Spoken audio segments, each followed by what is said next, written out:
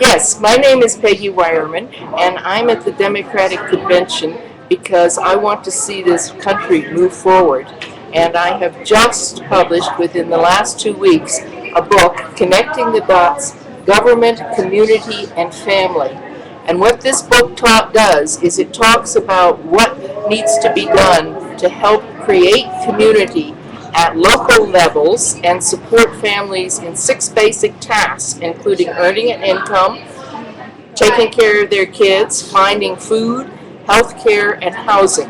And there are a lot of, I used to be a grassroots community organizer, and there's an awful lot of things that localities can do that help in these regards. On the other hand, I'm absolutely convinced, both because of I worked in the federal government and worked in Congress and also have taught at universities, that I'm a sociologist and a planner, and I know that we also need national commitments.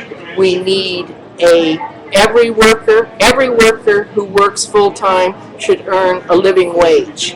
A living wage means that you can support a couple of people at a standard that is actually, in order to have a reasonably modest living, you have to be about twice the poverty level. For a family of 4 in this country, it's $40,000 a year.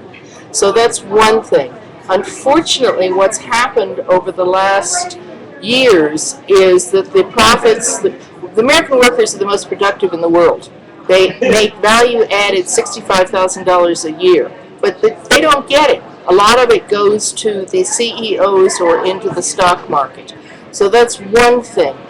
I don't think there's any chance that McCain, who believes rich is $5 million a year, is going to take account of the families that make between $20,000, $40,000 and even less.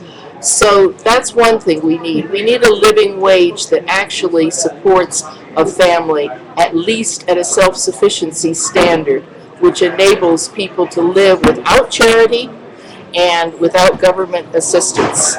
Of the new jobs that are going to support, this book talks in details about what's happening in terms of the new jobs that are going to be created. And 50% of them will be in 28 categories, and only 9 of those will support families well. So that's a real problem. The second thing that is really important is that we have adequate child care. If we invested for good quality child care for every 3 and 4 year olds, it would drastically reduce the juvenile, 10 years from now, it would reduce crime and the juvenile rate.